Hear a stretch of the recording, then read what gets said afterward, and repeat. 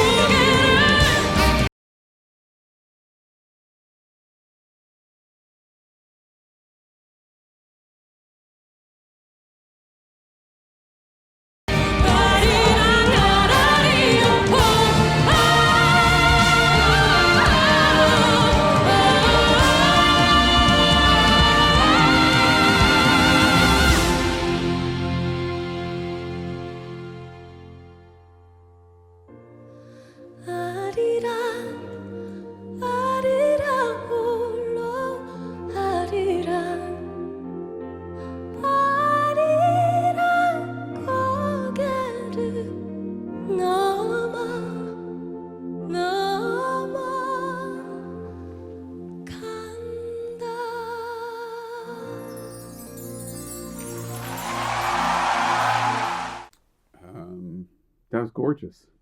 Not just the singing, the arrangement of it, the presentation of it.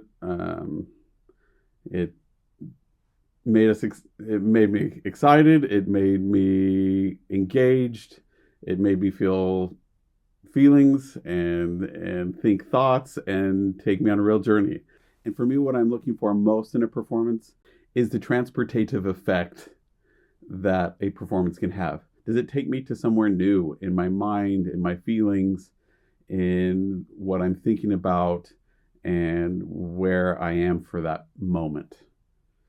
Here, this song definitely does. It's gorgeous. There are 3 things that I think she highlights for us that make for some interesting conversation. First thing I want to talk about is what she's doing with her tongue. Number 2 thing I want to talk about is what she's doing with her jaw.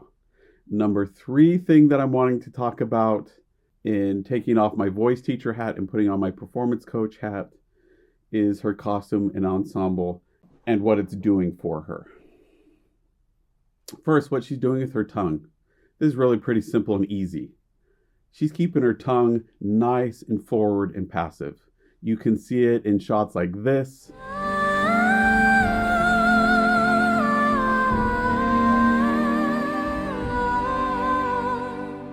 This.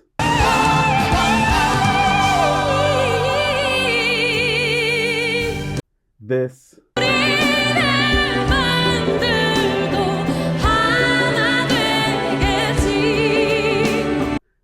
That.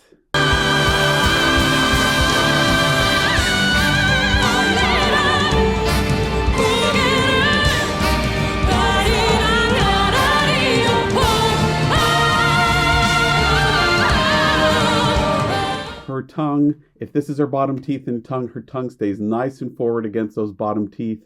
We don't see any tension here along these ridges that make it look like it's tight or tense. It shapes its vowels really cleanly and purely. It doesn't pull back and get involved in the resonant space there in the back in the oropharynx. It just stays nice, comfortable, passive.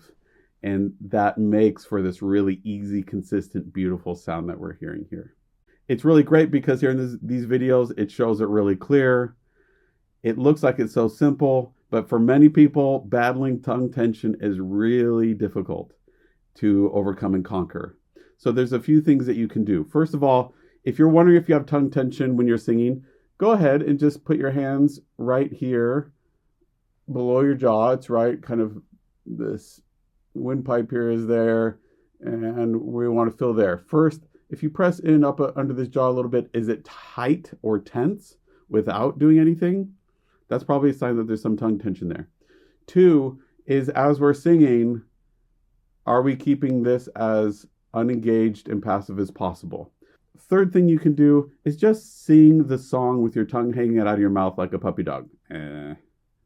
Not sticking out, not pushing out, just relax, kind of hanging out of your mouth just a little bit over these bottom teeth. Look in the mirror and sing. If you see that tongue wanting to pull back at certain pitches or dynamics, then there's a sign that you have muscle memory in there that makes your brain think that to get a certain pitch or dynamic, your tongue has to get involved. It doesn't. It just needs to stay out of the way. And you can be working on that just by being aware of it, by practicing those notes, those dynamic levels, and whatever else is going on, by keeping that tongue hanging out of your mouth until you can sing them without that tongue wanting to pull back and get involved and engaged. Second thing we want to talk about here is what's going on with her jaw. It's really interesting, actually. I want to remind you what needs to be happening with his jaw is it comes down and it actually also comes back a little bit when it's released. It's kind of like a garage door in that we don't want that jaw just to come straight down. We don't want it to come down into the side. We want it to just come release down and back. If you want to know where that position is, close your mouth, put your fingers back where your back molars are and gently press in until you feel it push your jaw down and back. And that's where it is. Don't try to open your mouth by itself. Just let your fingers do the work. And my jaw's pretty tight right now, so you'll see that little quiver in there. So what that allows our body to do is it helps keep that tongue forward and passive and relaxed. it also releases this resonant space in the back and releases other tension points here in our throat. So, what are we seeing here with her? Well, for the most part, we're seeing her release this jaw really well in back.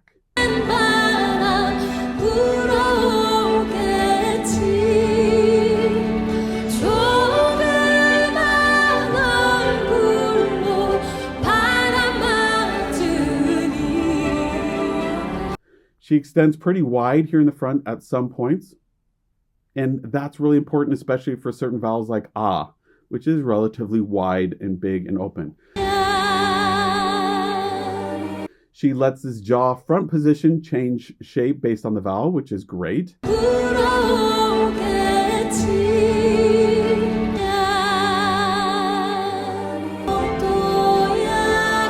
The different shapes we have here in front, the distance here in the front should change on the vowel because there are different optimal resonance spaces here for each vowel. What is interesting to me here is that at certain points like this and this, her jaw comes down. It doesn't hinge back very much, if at all. In fact, it seems to come down and forward, which is really not what we want. There's reasons why. It does open the vocal passage and open that space, but it creates other tensions that make it not worth it, and also makes that tongue want to pull back and get tight and tense too, so not so great. The other thing that we're seeing is it comes down to the side. That's also a sign that we have tension here. We're carrying tension in our jaw, and maybe even a sign that we have chronic tension in one side of or damage in our jaw muscles or in our jaw. Why I find this so interesting is it's just in these places, but when we get to the end, when it really gets high, loud, and intense, where we would expect to see more jaw tension and not less, it goes away.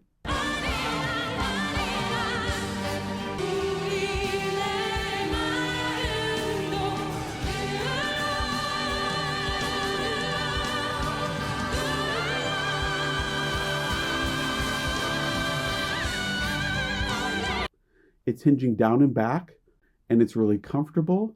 It's open like it should be. It's released, and it's in a really healthy, happy place. Wow. So that earlier tension that we were seeing was a result of something else. Could that be muscle memory? Could it be because in the moment she was engaged with a certain emotion that her body associated with doing that with her jaw? Was she going for a certain sound or color so that jaw position was intentional? Maybe. If it was intentional and she's doing it for a specific tone and color, and she was doing it at a specific moment and not doing it all the way throughout, I'm willing to give a little bit of space for that. It's only when it's not a choice and it's habit and it's not going to be healthy in the long run that we really want to put up the red flag and say, whoa, we need to rethink this. Do I think it would have been easier for her? She could have still got the colors she needed and the expressiveness that she needed without putting her jaw forward and to the side a little bit? Definitely. I think it was probably just a moment where some old tensions creep back in. But then when she got back to the end and she really had to put on her A game, it went right away and was awesome. Actually, one of the better examples I've seen of releasing both jaw tension and tongue tension. So am I criticizing her here? No, I'm actually really applauding her that she was able to go back. She was able to fix this jaw tension issue mid-performance. That's really difficult. It's something that shows what a good performer she is. It also shows that she's done a lot of work in developing these techniques and a lot of work in undoing tension, because when it really mattered, her body kicked in and gave her the result she needed, which is awesome. Loved it. So this really is a great textbook example of showing us what the jaw should do, what it shouldn't do, what's a sign of damage or stress, and how to release it and get back to a really healthy, happy place. Third thing we want to talk about here is her costume and what's going on with her costume. There's a few things that I want to point out. First of all, she's in all white. Usually on the stage, if I'm doing a show, Most costume designers are going to cringe at a pure Snow White color costume because it's way too hot. It draws all the attention. It ends up looking really flat and not good. Here in her performance, it would be interesting to see what the dress looked like off stage. It might be a kind of cream color, but because her skin tone is a little darker, what it does is it sets up contrast. So instead of drawing all the attention, and with the way they lit the stage as well, it's not as hot and driving all the attention to her dress, but instead our focus is drawn to her face. If you're wondering how this works, well, think if you have a black piece of paper with a white dot of paint. Then you have a white piece of paper with a black dot of paint. Where does your eye go? To the high contrast area where there's less of it, where it's more scarce, right? So same thing's happening here. The majority of what she's wearing is white. It sets up this kind of blanket field of white. So our eyes are drawn to her face. Now, the other thing I want to draw attention to is her makeup and what's going on there. See the little glitteries around her eyes? Love it. It draws our attention to her eyes. It makes them sparkle and shine even more. The other thing that I'm going to relate that goes back to her eyes and not so much her dress, but it is part of the same kind of concept, is that she takes advantage of what I call the Pikachu effect, which is when this light is shining down and into their eyes and their eyes are open and the angle's just right, their chin's up a little bit, or even at least parallel, but their eyes are open to catch that light and they sparkle and shine a little bit. That sparkly makeup combined with the Pikachu effect in her eyes just makes it so stunning. It keeps our focus on her eyes and her face, which is the most important, most expressive part of our body and where we want people's attention to be centered. Back to our question of the day. What makes someone that we're watching seem like the protagonist, seem like our friend, seem like we're on the same side together? There's a lot of different possible answers to this. I'd love to hear what you have to say. I'm going to point out a few things that draw me into her performance and that make me engage with what she's doing and feel like I'm on her team and on her side and empathizing with her. First and foremost is her teeth and her smile. The smile makes us engage with them. We've talked about this in other videos, but just imagine if I was talking to you and I wasn't smiling at all, how long would you watch the video? Probably not very long. And if you did, you would feel like I'm the enemy, I'm the jerk, I'm the guy that you hate. You might feel that way anyways, hopefully not. But it's that smile that really makes us feel welcome, makes us have that initial connection with them. The other thing that is drawing us in here is her body language. It's welcoming, it's soft, it's non-threatening. Her hands are fluid, they're moving, they're engaged with emotion and freedom and fullness of the music. This kind of, she's moving in folk-ish kinds of way, which matches, of course, this music that we're hearing.